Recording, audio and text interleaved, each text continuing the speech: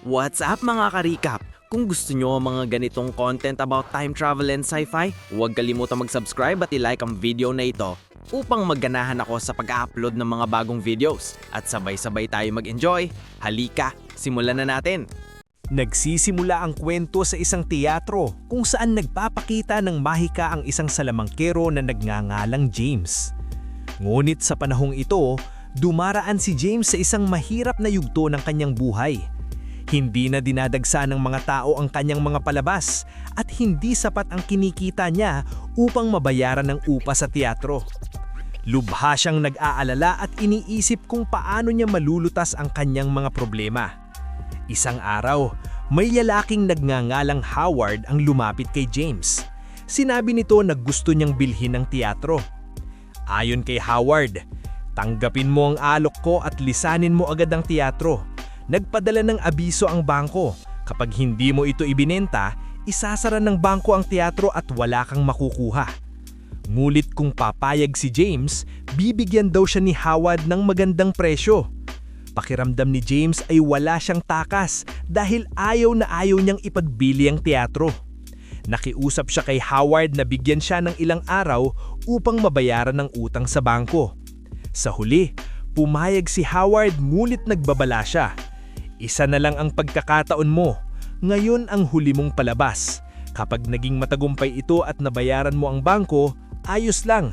Pero kapag pumalpak, wala kang ibang pagpipilian kundi ibenta sa akin ang teatro. Pumayag si James at sinimulan ang kanyang huling palabas. Isa-isa niyang isinagawa ang kanyang mga mahika. Ibinibigay ang lahat ng kanyang lakas upang aliwin ng mga manonood. Sa kabutihang palad, puno ang teatro sa araw na iyon. Puno ng pag-asa si James at naisip niyang ito na ang palabas na magliligtas sa kanya. Habang nagpapatuloy ang palabas, tinawag ni James ang isang babaeng nagngangalang Julia mula sa audience upang sumali sa isa sa kanyang mga mahika. Pag-akyat pa lamang ni Julia sa entablado, napangsin ni James ang isang maganda at mamahaling broocha sa kanyang Amerikana. Nang hindi namamalayan ni Julia, mabilis na kinuha ni James ang broocha. Plano niyang ibenta ito at gamitin ng pera kasama ng kita sa tiket upang mabayaran ng utang sa bangko at mailigtas ang teatro. Pagkatapos nito, ipinasok ni James si Julia sa isang kahoy na kahon para sa isa pang mahika. Nang buksan niya ang kahon, tila nawala si Julia. Namangha ang mga manonood at malakas na nagpalakpakan. Ngunit si Howard na nasa audience rin ay may suot na isang mahiwagang singsing. Ginamit niya ito upang lihim na buksan ng isang nakatagong bahagi ng kahon at doon niya natagpuan si Julia. Lumalabas na may dalawang maliit na kompartimento ang kahon. Kapag pumasok si Julia sa isa, ang kabilang bahagi ang binubuksan ni James. Akala ng lahat ay nawala si Julia, ngunit ngayon ay nakita na nila ang lihim kaya't nagtawanan sila kay James. Nasira ni Howard ang palabas at sa kabila ng lahat ng pagsisikap ni James, pumalpak ang pagtatanghal. Kalaunan, bumalik si James sa kanyang silid at tinitigan ng ninakaw na broocha. Iniisip na ang pagbebenta nito ang makapagliligtas sa teatro. Ngunit bago pa siya makaaksyon, kumatok si Julia sa kanyang pinto at nagtanong, "Nakita mo ba ang broocha ko? Suot ko iyon nang umakyat ako sa entablado, pero ngayon ay nawawala na." Mabilis na nagsinungaling si James at sinabing hindi niya ito nakita. "May mahalaga akong gagawin, kailangan ko nang umalis," sabi niya sabay pagmamadaling lumabas. Napagtanto ni Julia na nagsisinungaling si James. Nagalit siyang husto at nagpasya na turuan siya ng leksyon. Ginamit niya ang kanyang mahika at tuluyang pinawala si James. Iniwan na lang ang kanyang kapote. Mula noon, tila naglaho si James sa mundo. Ang katotohanan, si Julia ay isang mangkukulang. Natuklasan niyang ninakaw ni James ang kanyang broocha at nang nagsinungaling pa ito, nag-alab ang kanyang galit. Kaya ginamit niya ang kanyang mahika upang mawala si James. Pagkaraan ng humigit 86 na taon, ipinakilala naman ang isang batang lalaking nagngangalang Jack. Isa siyang karaniwang bata mula sa karaniwang pamilya. Kaunti lamang ang kanyang mga kaibigan at madalas siyang inaasar ng ibang bata. May lihim siyang paghanga sa isang batang babaeng nagngangalang Kate. Ngunit problema niya na halos lahat ng lalaki sa paaralan ay may gusto rin sa kanya. Pakiramdam ni Jack ay wala siyang pag-asa, ngunit patuloy pa rin siyang sumusubok. Mayroon din siyang matalik na kaibigan si Billy na katulad din niya ay binubuli. May ikatlo silang kaibigan, si Olivia, ang pinakamatalino sa klase. Sa araw na iyon, may talumpatian sa klase at pinili ni Olivia ang pinakamahirap na paksa. Habang nagsasalita siya, halos makatulog ang mga estudyante dahil masyadong komplikado ang sinasabi niya. Pati na ang guro nilang si Mrs. Maratha ay tila nahihirapan. Ngunit may lihim si Mrs. Maratha. Mayroon siyang mahiwagang bote kung saan dahan-dahan niyang sinisipsip ang kaalaman at lakas ng mga bata upang mapanatili ang kanyang mahika. Mas lalo niyang kinukuha ang lakas ni Olivia dahil ito ang pinakamatalino. Kalaunan, umuwi si Jack kasama sina Billy at Olivia. Sinabi ng kanyang ina na si Mary na kailangan niyang pumunta muna sa bahay ng kanyang lola. Matapos mamatay ang kanyang ama, nahihirapan si Mary na bayaran ng hulog ng kanilang bahay. Ang bahay na iyon ang taning alaala ng kanyang asawa. Habang nasa bahay ng lola, natagpuan nila sa attic ang maraming kahon ng mga kasuutan. Isa dito ay isang kapote, ang kapote ni James. Nang isuot ni Jack ang kapote at itali ang lubrod, bigla siyang nagbago at naging si James. Nagulat ng husto sina Billy at Olivia at tumakbo palayo dahil sa takot. Si Jack na litong-lito ay sumigaw. "Huy! Anong nangyari sa akin? Ako ba si Jack? Bakit kayo tumatakbo? May nakita ba kayong multo?" Pagkatapos ay tumingin si Jack sa salamin at nabigla siya nang makita na siya ay naging ibang tao. Si James. Mabilis niyang hinubad ang kapote at agad siyang bumalik sa dati niyang anyo bilang si Jack. Ngayon, hindi maunawaan ni na Jack, Billy at Olivia kung anong klaseng mahika ang taglay ng kapoting iyon. Dahil sa kuryosidad, sinubukan ding isuot ni na Olivia at Billy ang kapote. Sa kanilang labis na pagtataka, sa sandaling maisuot nila ito, sila rin ay naging si James. At sa oras na hubarin nila ito, agad silang bumalik sa kanilang tunay na anyo. Doon nila napagtanto ang isang kamanghamanghang katotohanan.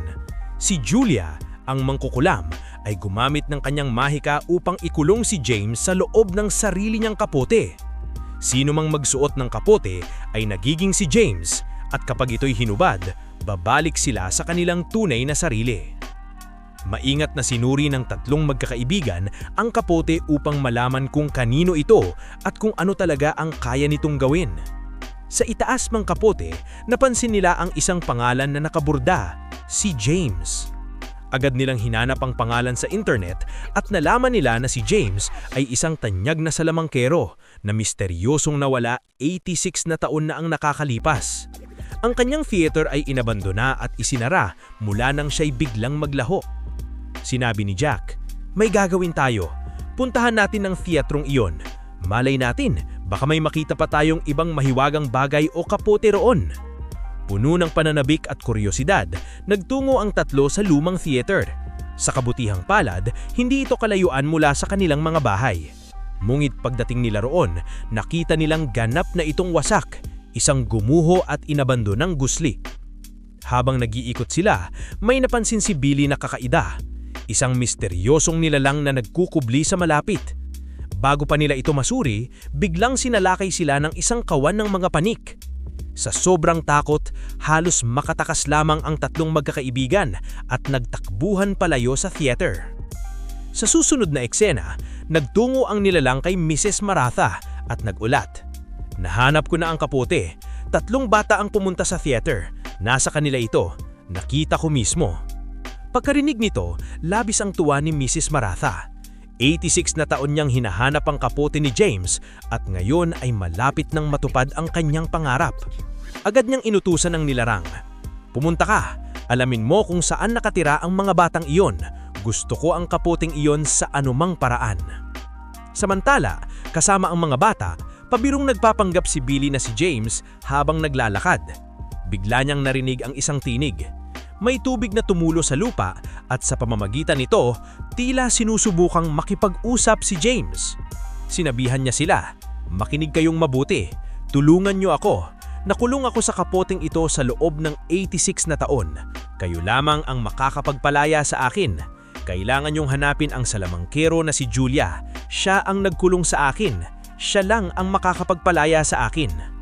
Bago pa siya makapagsalita ng higit pa, may lalaking naglilinis ng kalsada ang nagpahid ng tubig at sabay doon ay nawala ang tinig ni James.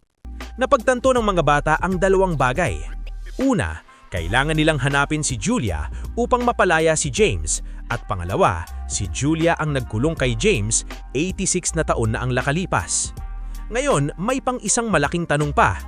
Buhay pa kaya si Julia hanggang ngayon o matagal na rin siyang kumanaw?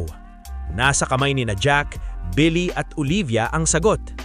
Sa kabilang panig, labis ang kasiyahan ni Mrs. Maratha. Alam niyang sa lalong madaling sandali ay mapapasa kanya na ang kapote. Ngunit bakit niya ito gustong-gusto?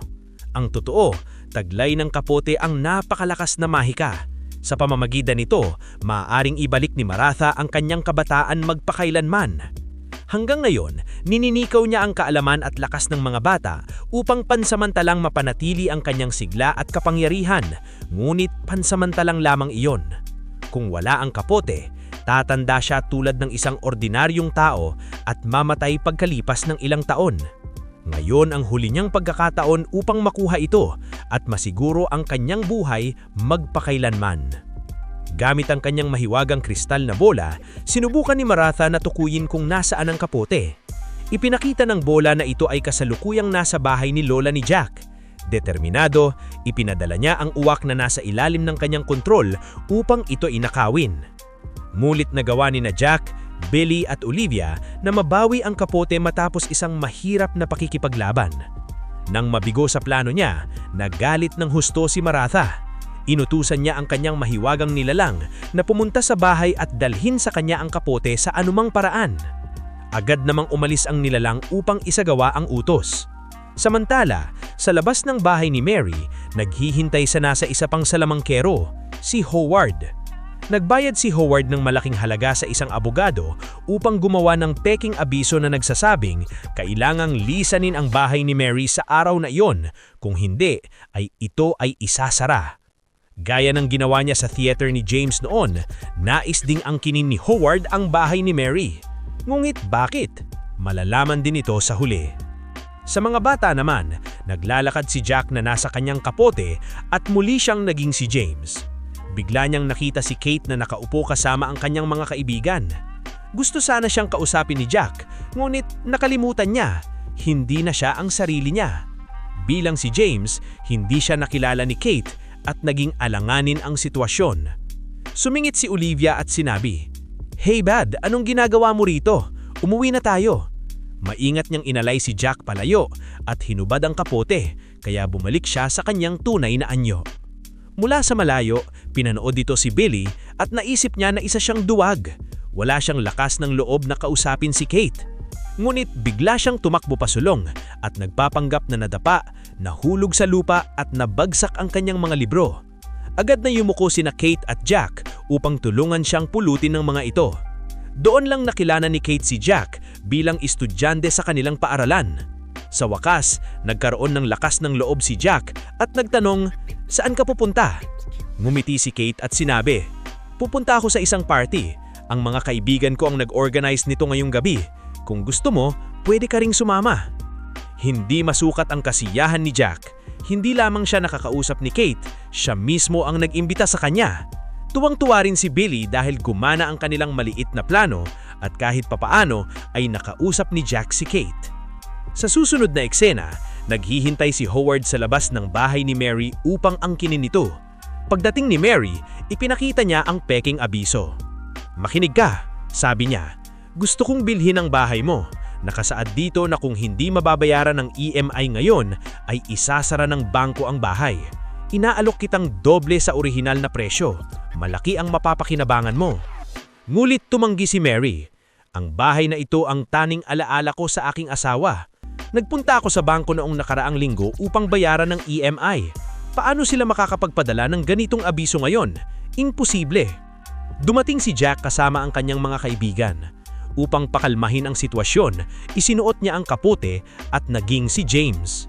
Sa seryoso at parang abogadong tinig, sinabi ni James, "Howard, hindi mo maaaring kunin ang bahay na ito. Ayon sa batas, maaari lamang isara ang isang bahay kung hindi nababayaran ng EMI. Dahil nagbabayad si Mary ng tamang oras, hindi mo ito maaaring angkinin."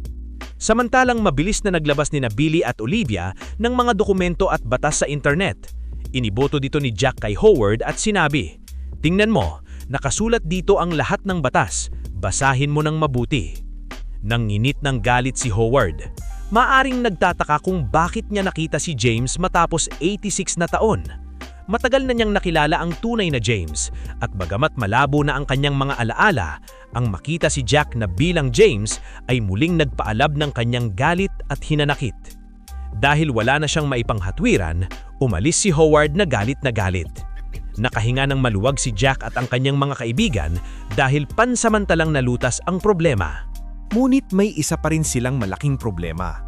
Kailangan pa nila ng malaking halaga ng pera upang mabayaran ang natitirang EMI. Labis silang aalala at hindi nila alam kung saan manggagaling ang pera. Nagkaroon ng ideya si Billy. Gamit ang tubig, sinubukan niyang makipag-ugnayan kay James sa pamamagitan ng kapote. "Salamangkero ka naman, hindi mo ba pwedeng maglabas na lang ng pera para sa amin?" Tanong niya ng may pag-asa. Kalmadong sumagot ang tinig ni James. "Salamangkero ako, hindi may-ari ng bangko. Ako man ay nakulong dahil sa pera. Kailangan ninyong hanapin si Julia sa anumang paraan. Siya lang ang makakatulong sa akin." Pagkarinig nito, nakaramdam ng pagkadismaya at lungkot ang tatlong bata. Napagtanto nilang ang tanging paraan ay hanapin si Julia. Gumugol sila ng maraming oras sa pagsasaliksik online tungkol sa kanyang buhay at kinaroroonan. Sa wakas, natuklasan nila ang bahay ni Julia na malapit lamang at nagpasya silang puntahan ito. Ngunit bago pa sila makarating, namataan sila ng mahiwagang nilalang ni Maratha at agad niya itong ipinaalam sa kanya. Sa isang iglap, lumitaw si Maratha sa harap ng tatlong bata gamit ang kanyang portal. Gamit ang napakalakas na mahika, sinubukan niyang agawin ang kapote. Lumaban ng mga bata at buong lakas na hinawakan ito, ngunit hindi nila kayang tapatan ang kapangyarihan ng isang malakas na mangkukulam tulad ni Maratha. Sa pilitan niyang kinuha ang kapote at biglang naglaho. Sinubukan ni Maratha na suriin ang kapote upang malaman ang lihim at mahikang taglay nito. Ngulit na natili pa rin ang malalakas na sumpa ni Julia. Kahit anong pilit niya, hindi niya lubusang maunawaan o magamit ang mahika ng kapote. Samantala, nakarating sina Jack at ang kanyang mga kaibigan sa bahay ni Julia. Bagamat halos 80 years old na si Julia, nakakagulat na napakabata pa rin ang kanyang anyo. Ang kanyang mukha at tindig ay tila hindi nagbago sa loob ng maraming dekada. Hindi ito makapaniwala ng tatlong magkakaibigan. "Immortal po ba kayo?" tanong nila. Paliwanag ni Julia, "Isa akong salamangkero. Sa pamamagitan ng mga mantra, maaari kong pabagalin o pabilisin ang pagtanda. Ngunit isang sumpa ang mabuhay ng ganito. Nananatili kang bata habang ang iyong mga anak at mahal sa buhay ay tumatanda at namamatay. Napakalungkot at masakit." Yumko siya. "Pinagsisisihan ko ang ginawa ko kay James ng loob ng 86 taon. Sana'y hindi ko na lamang siyang ikinulong sa kapoting iyon. Sinubukan kong bawiin ang aking mga mantra at alisin ang sumpa, ngunit gumagana ito sa siklo ng 86 taon. Ngayon ang huling araw ng siklong ito. Kapag hindi ko ito nabasag ngayon, mananatiling nakakulong si James sa loob ng isa pang 86 taon. Natigilan ng mga bata. Sinabi nila kay Julia, "Nasa amin dati ang kapote, pero nawala ito. Huwag kayong mag-alala, babawiin namin ito at ibabalik sa inyo." Tumando si Julia, nagpapasalamat ngunit halatang balisa. Simulan nilang magplano. Sinabi ni Olivia, "Si Maratha ang guro ko sa klase. Baka nasa paaralan siya." Kaya dali-dali silang nagtungo sa paaralan. Samantala, sa bahay ni Maratha, Abala siyang naghahalughog ng mga aklat upang humanap ng paraang mabasag ang sumpa ni Julia at matuklasan ng lihim at mahikang taglay ng kapote. Sa mga sandaling iyon, ang kanyang mausisig na pusa ay tumalong papasok sa kapote na nakapatong sa upuan. Sa sandaling pumasok ang pusa, nagbago ito. Ginawa ng kapote ang pusa na maging si James. Nagulat si Martha at sinubukang hulihin ito, ngunit tumalo ng pusang James papunta sa mesa. Natamba ang maraming maliliit na aparatong parang kubo na lumilikha ng mga portal. Nagkalat sila at sabay-sabay na nagbukas ng mga portal sa silid. Isang portal ang kumonekta sa paaralan at doon dumaan ang pusang James. Sa paaralan ay nagulat ang mga bata nang makita si James hanggang sa matanto nilang pusa lamang ito sa loob ng kapote. Mabilis nilang inagaw ang kapote mula sa pusa. Habang ginagawa nila ito, nagsimulang mabuo ng panibagong portal at papalapit na si Martha. Mabilis nag-isip si Jack. "Billy, Olivia, dalhin ninyo ang kapote at tumakbo kayo papunta kay Julia. Pipigilan ko si Martha." Tumakbo sina Billy at Olivia papunta kay Julia habang naiwan si Jack para harapin si Martha. Pagdating ni Martha sa paaralan, agad niyang inatake si Jack gamit ang malakas na mahika at pinigilan siyang gumalaw. Marahas niyang hinaluhog ang bag ni Jack, ngunit walang kapote. "Sabihin mo kung nasaan ang kapote, ngayong din. Kapag hindi mo sinabi, papatawarin kitang mawala ng 2 minuto." Tumanggi si Jack kahit nanginginig ng takot. Samantala, nakarating na sina Billy at Olivia kay Julia. Gamit ang kanyang mahika, agad niyang binasag ang sumpa na nakulong si James sa loob ng kapote. Sa sandaling mawala ang sumpa, ligtas na lumabas si James. Humingi si Julia ng tawad kay James, ngunit mabait na sinabi ni James na hindi ito ang kanyang kasalanan. Ibinigay rin pabalik ni James ang mahiwadang brooche ni Julia. Ngunit napansin ni James na wala si Jack. Ipinaliwanag ni Olivia at Billy na hinarap si Jack ni Martha kaya kailangan nilang iligtas siya.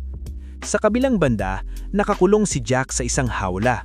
Ipinaliwanag ni Martha na gusto niya ang kapote at ang brooche para maging immortal, at dito nalaman ni Jack na magkapatid pala sina Martha at Julia. Bago pa masaktan si Jack, biglang nagbukas ng portal ang mahiwagang nilalang at dumating si Julia. Humingi siya ng tawad at ibinalik ang brooche. Dahil dito, pinatawad ni Martha ang kanyang kapatid at pinalaya si Jack. Bumata at naging immortal si Martha at natapos ang kanilang matagal na alitan. Ngunit hindi pa roon nagtatapos ang kwento. Lumitaw si Howard at muling sinubukang kunin ang bahay ni Mary. Dumating sina Jack, Julia at Martha at nalaman ang masamang plano ni Howard, isang mapanganib na satanic na ritual na lamang nagaganap tuwing 100 years. Sa huli, sa pamamagitan ng talino ni James, natalo si Howard at nailigtas ang lahat. Nagdiwang ang lahat. Nagkaayos ang dalawang kapatid, nakalaya si James matapos ng 86 taon at ligtas na ang pamilya ni Jack. Sa huling eksena, pumunta si Jack sa party ni Kate at masayang-masaya itong makita siya. Nagtapos ang pelikula sa masayang wakas. Ipinapakita na ang kabutihan ay laging nagtatagumpay laban sa kasamaan. Sana nag-enjoy kayo mga ka-recap. Anong masasabi niyo sa movie natin ngayon? Mag-iwan ng komento sa baba. At huwag kalimutang mag-subscribe sa ating channel para sa mga new updates at uploads. Kita-kits sa susunod na kwento. Salamat at mag-iingat tayong lahat!